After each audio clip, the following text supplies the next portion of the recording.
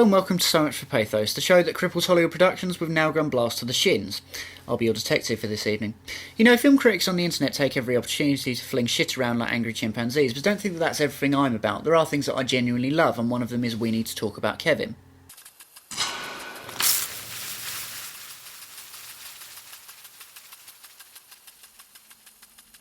As always, let's go over the case notes.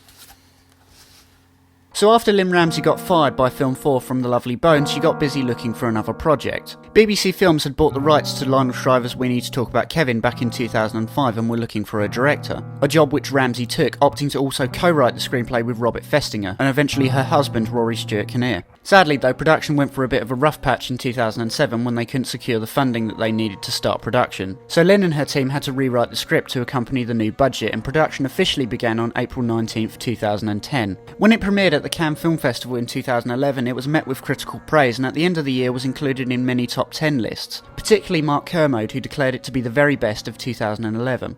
So with all the acclaim behind it, let's see why Kevin is a movie to be talked about. That's the only time we're making that joke.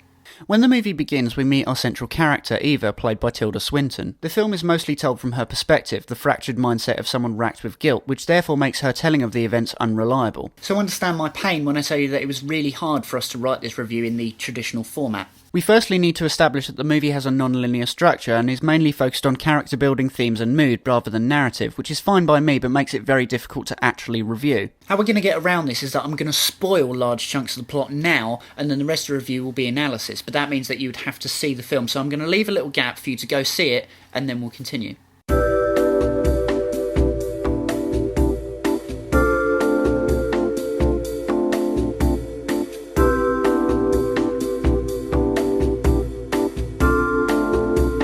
Okay, so now you've picked yourself off the floor after being punched up the arse sideways by this film, let's talk about We Need to Talk About It. Oh, fuck off. Over the course of the film, we see Eva and Kevin's relationship develop over the course of several years, with both of them practically at each other's throats the whole time, which culminates in Kevin committing a massacre at his school and leads us into the present day with Eva living in the aftershock of Kevin's actions. The big question draped all over this film like a gory tarpaulin is what inspired Kevin's actions in the final act, instantly raising the theme of nature versus nurture in the process. And whilst a lot of explanation of why is shrouded in ambiguity, there's still a lot to gather from the surface and in the subtext. First things first, let's consider the character of Eva.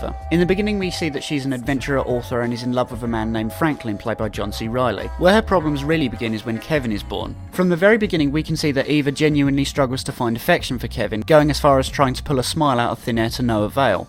It's one of the reasons why the novel was so controversial. It taps into a very real fear that all mothers face, the idea that perhaps they won't have an instant connection to their own child. Incidentally, for the sake of this review, we're not going to be making any comparisons to Lionel Shriver's 2003 novel that this movie is based on, mainly because both appear to be essentially the same but with a differentiating narrative structure. That and the fact that the movie stands well enough on its own 2 feet that it doesn't really require comparison. That and the fact that we couldn't get a copy of the book in time for this review. Go on professionalism. Anyway, the way that I interpret these moments are in the area that because Eva is an adventurer, aka someone who runs away for long periods exploring undiscovered lands, the burden of responsibility is something entirely new to her and it's something she has a great deal of trouble grasping. In many ways, a great part of this film seems to be about a woman who is trying to escape her own son and her own motherhood as a part of her identity. This, in turn, plays into the development of Kevin's character as we're left to wonder how much of his behaviour stems from wanting his mother to pay attention to him. And of course, once he's made his grand move, she loses everything and effectively becomes trapped in a small community where everyone knows her face and her story, where her entire identity is defined by Kevin and what he did. Looks like someone's having a nice day. Enjoying yourself? Sorry?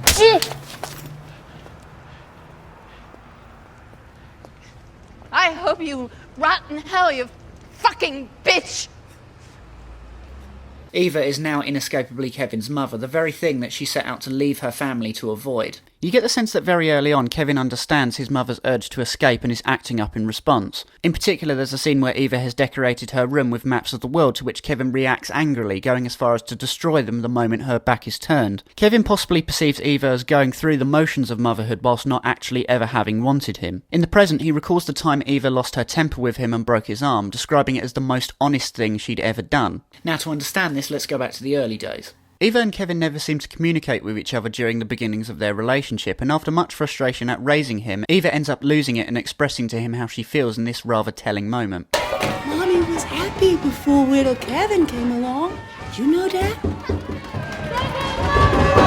Now Mommy wakes up every morning and wishes she was in France. And for the rest of his childhood, Kevin only exists to irritate Eva. It's a matter of priorities, Eva. He's only going to be a kid once. Yeah, you can have son all you want. I'm telling you, I'm not leaving the city. Kevin, stop that. That's enough. Let Mom or Daddy talk. Kevin, quit that! Things thaw slightly when Eva finds Kevin fallen ill, and you see some genuine mother-child affection almost for the first time. Kevin seems to respond at first, letting her read him a bedtime story about Robin Hood, which incidentally kicks off his interest in archery, but quickly returns to his old patterns of hostility. The dynamics of the family shift more permanently when Eva gives birth to her second child, Celia, who she seems to bond with more easily. Kevin seems unhappy with the new addition, extending to her his customary aggressive rudeness. Although, since sibling jealousy upon the birth of a second child isn't that unusual, it's difficult to say how much this tells us about how he and Eva relate at this point. We don't get to see how he deals with a baby in the house since we jump pretty much directly to several years later when Kevin is a teenager and Celia is in elementary school. He behaves cruelly to his little sister, tying her up as a prank, ordering her about and insulting her, to which she seems oblivious. This upsets Eva, who keeps having to step in and defend her daughter but is unable to change Kevin's behaviour. Eventually, as a bonding exercise, Eva invites Kevin out for a round of mini-golf and dinner at an upmarket restaurant, and during this scene we get an interesting glimpse into the current state of their relationship because Kevin essentially lays his cards down on the table. How about your teachers? Are there any who are Right, special? and what bands am I listening to these days, right? Next, you can wheedle about whether there isn't some cute little cunt in the front row who's got me itchy.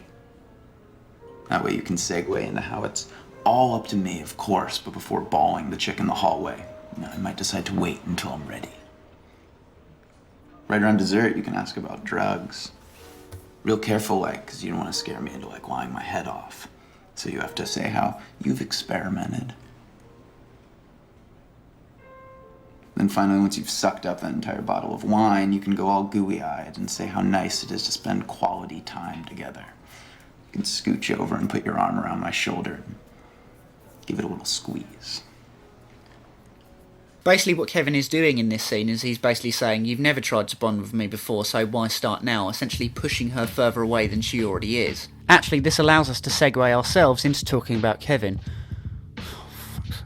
I'm particularly fascinated by the way that Kevin is characterised. He's a bitter and cynical teenager in a world where bitter and cynical are quote-unquote cool affects for teenagers, but he never comes across as at all likeable during a majority of the film's runtime. Ooh, that gives me an idea actually. Fanfiction writers of the world, okay? Do me a solid and create a story where Kevin meets Edward Cullen on a train or something, because that will be so interesting. Nevertheless, he is an interesting and charismatic character who ends up being extremely watchable, which is partly down to how brilliantly Ezra Miller works in this role. See here how his character walks into the room and just completely dominates the whole space.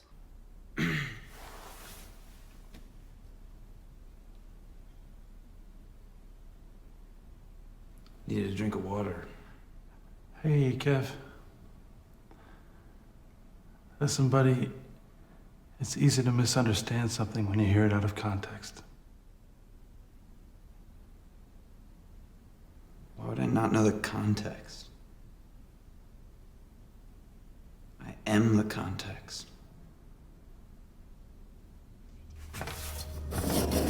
Now, we've covered a lot about what could have contributed to Kevin's actions from the point of view of his dysfunctional relationship with Eva, the nurture side of the nature versus nurture debate. But Kevin is always a pretty strange kid, and you get the impression that he would have been so however he was raised. As an infant, he doesn't seem to grasp cooperative play. Yeah, he and Eva aren't bonding, but you wouldn't think that a toddler would have given up wanting to play this easily. He's potty trained pretty late, which seems to be entirely attitude-based, as he learns the minute he decides it isn't worth it anymore, suggesting it was some kind of power game. Mind you, that also plays into the mother-son power struggle argument. It's all a bit Freudish, really. He also has strong manipulative traits from early on. He lies unprompted about his broken arm so he can use it for leverage later. He is also abnormally attention-seeking, which is mainly directed towards his mother, but seems to go beyond just their power struggle. I mean, it's got so bad that half the time the people on TV, inside the TV, they're watching TV.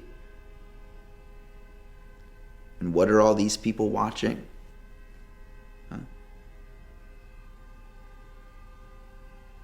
People like me. I mean, what are all you doing right now but watching me? You don't Think they would have changed the channel by now if all I did was get an A in geometry? He's pathologically rude and frequently cruel in his behaviour towards his mother and sister. The only person he's normally on friendly terms with is his father, possibly because Franklin took to parenthood more happily than Eva. Yet he not only killed his father on the night of the massacre, but showed no sign afterwards of regret or even missing his presence, raising the question of whether or not he is actually capable of loving anyone. He has a very low tolerance for frustration and a low threshold for discharge of aggression. These are all traits consistent with Kevin having some sort of antisocial or dissocial personality disorder, and he could potentially satisfy Hare's checklist for outright sociopathy. However, the film is so well constructed in how it shows both the nature and nurture influences on Kevin, his twisted personality but also his ongoing tension between him and Eva, that you're left genuinely wondering how much each factor contributed to Kevin's eventual murderous outburst. We Need to Talk About Kevin portrays, if you will, a perfect storm of internal and environmental factors finally coming together in one devastating statement. Lynn Ramsey perfectly balances what could have been ponderously philosophical or hammerly horrific in the wrong hands, a film exploring the question often asked, what makes people go out and do extraordinarily terrible things? Now, to be honest, this idea isn't anything particularly new, as anyone who's seen The Brilliant Elephant by Gus Van Sant will tell you, but what makes We Need to Talk About Kevin stand out from the crowd is that it presents its case as is, with little to no interference from its director, allowing the audience to figure out their own feelings towards its central players. And this may even put off potential audiences, because a notable trait in movies that deal largely in ambiguity is that audiences who go and see them tend to be annoyed when the film dumps half their ideas in their lap and invite them to connect the pieces together, as audiences who saw Fight Club upon its initial release can attest to. But what makes We Need to Talk About Kevin work is in the fine details. It has a stunningly well-crafted screenplay with actors who may as well take up a second job as surgeons given the amount of precision required to execute their respective characters to the fullest extent. Tilda Swinton, as expected, is the master of delivering brilliantly understated character roles, considering her outspoken distaste for dialogue-heavy scripts. So Kevin manages to make the most of it by relying heavily on Tilda Swinton's body language and reactionary stance to the world around her. She's just so good at conveying the pain and heartbreak of Eva's downfall into almost self-flagellation, as she attempts to rebuild her world shattered by Kevin, that you can't help but sympathise with the utter horror of her circumstances. Whereas Ezra Miller gives a spellbinding performance in the title role, somehow managing to make Kevin insidious and deceptively smart for his age without tipping over into generic villain territory. The scenes where Eva and Kevin interact, particularly in the later stages of their lives, rank with the very best that genre cinema has to offer, to the point where I wish Lynn Ramsey was a bit more confident with which genre We Need to Talk About Kevin belongs to. Alright, let's not mince words. We Need to Talk About Kevin is a horror movie. A very well crafted and brilliantly executed horror movie with some serious art house credentials behind it, but if you take away all the elegiac sheen, you're left with something that has a very strong tonal and thematic backbone to things like A Clockwork Orange, The Omen, The Exorcist to some degree, and Children of the Corn. In other words, the paedophobic horror movie. For those unaware, this was a trope that ran through a lot of horror movies from the 1970s onwards, and I'm pretty sure you've seen or at least heard of the familiar suspects I just mentioned. Most of what makes this type of movie work is that they all tap into the idea of children being smarter than their parents to some degree. You see, in A Clockwork Orange, one of the main dissonances between the audience and Alex, the central character, is in his use of language in the future setting. Nadsat, invented by author Anthony Burgess, which used a mixture of Russian and Cockney rhyming slang, was used to create a sense of disconnect between the kids and their parents, which had echoes of the slang being used by hippies and other young adult subgenres in relation to the older set. Another example is in the area of Children of the Corn, which depicted a world where the parents are killed by the children and the kids are allowed to roam free. A majority of these influences came from horror literature of the past, such as John Wyndham's The Midwich Cookies, which was later adapted into the well-known Village of the Damned, or even real-life cases such as the tragic events surrounding the murder of Sylvia Likens, which form the basis of Let's Go Play at the Adams, and also An American Crime, which documented those events with Ellen Page in the lead role. A movie that we're probably going to get round to doing one of these days. But anyway, as we've established, the idea of scary children is very much a well-worn horror trope that I'm sure we can all cite an example of. To deviate slightly, where this trope more or less was a result of was the anti-war protests of the 1960s and 70s, as well as, to a certain extent, the sexual revolution of the time. You see, at the time, a generation gap between the kids and the far more traditionalist adults appeared to be opening up. The model clean-cut youth of America seemed increasingly to have been replaced by a bunch of swearing, shouting, angry young men and women, almost as if they'd been possessed somehow. And due to this, horror literature and cinema exploded with stories dealing with kids rebelling against their parents and how frightened the parents are, how their kids seem to have become smarter and more intimidating. Horror has a tendency of going through cycles, things go in and out of popularity all the time. I mean, at the moment, vampires seem to be on their way out, whilst ghost stories and zombies are on their way back in. And a lot of the time, horror is also in tune with the socio-political climate of the time. The final moments of We Need to Talk About Kevin, where we see Kevin's outburst at the school, appear to have a connection to Columbine, and I say Columbine specifically because this movie was made before the tragic Sandy Hook shootings, but it is definitely possible to see a thematic connection. Essentially what Lynn Ramsey is trying to do here is she's trying to bring back an old-fashioned, well-worn horror trope, the idea of scary kids, to talk about things like Columbine in an intelligent and thoughtful way by basing most of its focus on its participants. In the hands of another filmmaker, this would seem terribly insulting to the audience's intelligence as well as being insensitive, but what makes makes We Need to Talk About Kevin an exceptional movie is the way that it levels the playing field for all the characters. Both of them are responsible to some degree for Kevin's actions, but what percentage of that responsibility is assigned is ultimately left up to the audience. What Lynn Ramsay does in putting the novel to screen is show the events as unbiased as she possibly can, even though the story is ultimately from Eva's perspective, and allow the story to tell itself. This outburst is a scene that occurs after a scene where Eva and Franklin discuss getting a divorce, and that Franklin will have full custody of Kevin, which Kevin overhears. Now, the way that I interpret this is that Kevin is essentially acting out in an attempt to keep his mum close to him. He's smart enough to know that his actions will have consequences for both of them, and that's precisely the point. In committing his act of violence, to put it lightly, he and Eva are bound together in a hailstorm of torment and shame from the community. But Kevin is sociopathic enough to not care, so Eva is the only one who suffers a majority of the punishment. It's important to understand this because this is the key as to why I think that the ending is the best scene in the film. In the end, Eva visits Kevin one final time before he's shipped off to an adult prison from the juvenile detention centre he currently sits in. She then asks the question that everyone has on their minds. I want you to tell me why.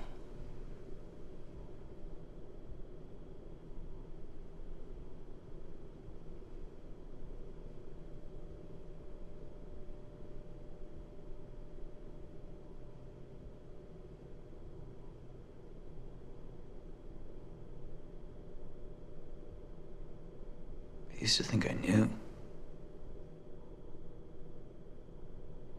Now I'm not so sure. It's the first time in the movie that Kevin appears to be genuinely shaken, terrified that he now has to suffer the consequences of his actions. And then something unexpected happens. They hug. This moment is very important because after Kevin, for the whole movie, putting on a cold, callous, dark sheen, removing himself from his family and wandering aimlessly down a dark, destructive past, ultimately breaks down and we see him for what he truly is. He's a little boy who wants his mum. I mean, he's very hard to sympathise with because of what he's done, but that's what he is. And afterwards we see Eva feel some degree of relief, and then the movie ends. We Need to Talk About Kevin is brilliantly told, masterfully atmospheric, exceptionally well performed, and resoundingly crafted. A movie this smart and atmospheric is really hard to come by these days, and considering that when tragic circumstances occur and everyone is ready to point fingers, We Need to Talk About Kevin's power resides in its unflinching attitude to examine the separate yet conspiring elements that make up its whole. There are only very few criticisms that I can actually throw its way, in the shape of there's perhaps a bit too much red in the film, which, considering they're trying to keep up the mystery of what Kevin did for a majority of the runtime, it's a bit too on the nose. The non-linear structure could also perhaps be a bit better signposted, because the first time you watch the film you'll spend the first 15 minutes figuring out what the hell's going on, not to mention what tomatoes have to do with anything. But that's pretty hard to avoid when you're going for that sort of structure, and you get used to it pretty quickly. But in spite of what feel like petty criticisms, they ultimately don't take away from the overall experience. We Need to Talk About Kevin is a brilliantly understated and expertly nuanced film with a very clever and thoughtful message about parenthood and youth anger without becoming ponderous or heavy-handed. It's a full-tilt masterpiece that deserves to stand toe-to-toe with other modern classics such as No Country for Old Men and The Dark Knight, and is by far and away one of the best movies of 2011. If you're a horror fan or just enjoy something a little bit more intelligent every now and then you have absolutely no reason not to indulge yourself in this. It is absolutely fucking brilliant. And on that laudatory note, I call that case closed. I'm Matt Crowley, and that was We Need to Talk About Kevin.